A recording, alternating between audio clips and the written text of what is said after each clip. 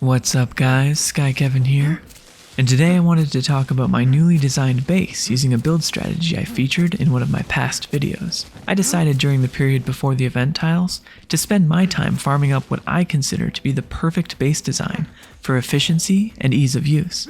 In fact, in the time it's taken me just to do this intro alone, I've pretty much already farmed an entire day's worth of upkeep to keep things running. So, let's get started.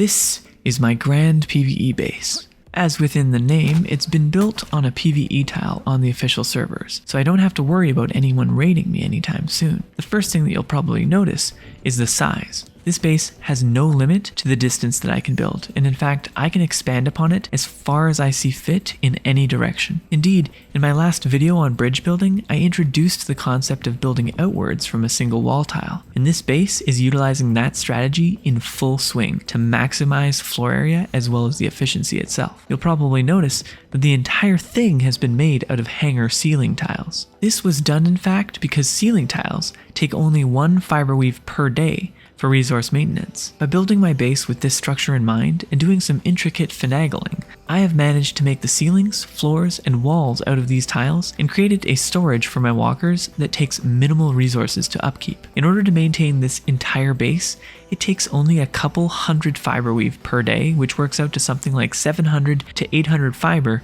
turned in a crafting station, and that's for an entire day of upkeep. Indeed, this base is something that I've built up so that it can hold an entire clan's worth of walkers and cost next to nothing for the overall upkeep. But SkyKevin, you might say, how is it possible that the upkeep is so low with all your crafting stations and boxes? Well, my pervasive friend, I simply keep all of my crafting stations on walkers and storage boxes stacked with fireflies. So long as they're on the walker, they don't count towards any upkeep for me whatsoever. That's right, I can expand this place as large as I need and simply keep whatever materials or components I need on top of walkers that will never actually move out of the hangar. That way, I can fill up my maintenance chest and know that everything will stay protected and stored away, even if I have to leave for weeks at a time. This is only going to be amplified once I have the ability to build larger walkers in the game. Eventually, I'd like to put a Tusker or Schmetterling walker in my hangar so that I have all my crafting stations in one collective place. For now though, having everything spread between my one toboggan and all the different boxes works pretty well to keep things in check. I would kindly ask though that if any devs are watching this video right now, please, dear God, don't change the upkeep or fix the way things are built. Otherwise, this entire base could come crashing down. Personally, I just want to get to the point where my base itself doesn't really take any resources and all my stations are just on one larger crafting walker, kind of like a mobile base, and I don't have to worry about anything else. To me, that's the way this game was kind of meant to be played, on walkers and not sitting in bases. So I think that this hangar idea, at least to me, is the best possible way to utilize the building pieces I've been given in the absolute most efficient way possible. There are some drawbacks with this design. First, there needs to be a roof on the base. This is because for some reason, sandstorms can somehow slip through the small cracks between some of the walls. There's not much I can do about it, but try to cover every angle possible to prevent this from being the case. The problem actually progresses further as the walls themselves have to sit at a specific angle from each other, and somehow, no matter how hard I try, there always seems to be something that has a bit of damage on it from a passing storm every time I log in. Now that the roof has been added, there doesn't seem to be any more holes in any of this happening, but I'm still in the process of checking to see if there are any dead spots whatsoever that I haven't tested so far. It's quite difficult seeing as the hangar is so big. Another huge drawback is the risk of messing up the maintenance itself.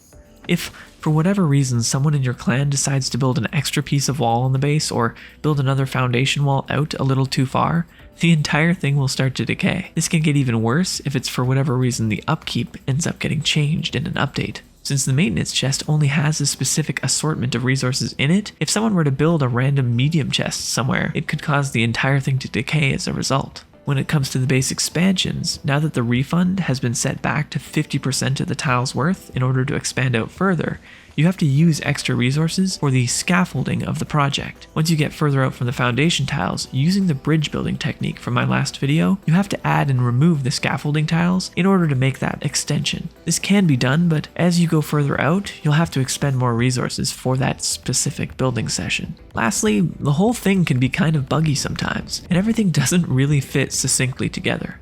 The roof dimensions are slightly off. You can't just build anything onto the floor of the hangar. You have to build a floor and ceiling, whereas most normal hangars you don't.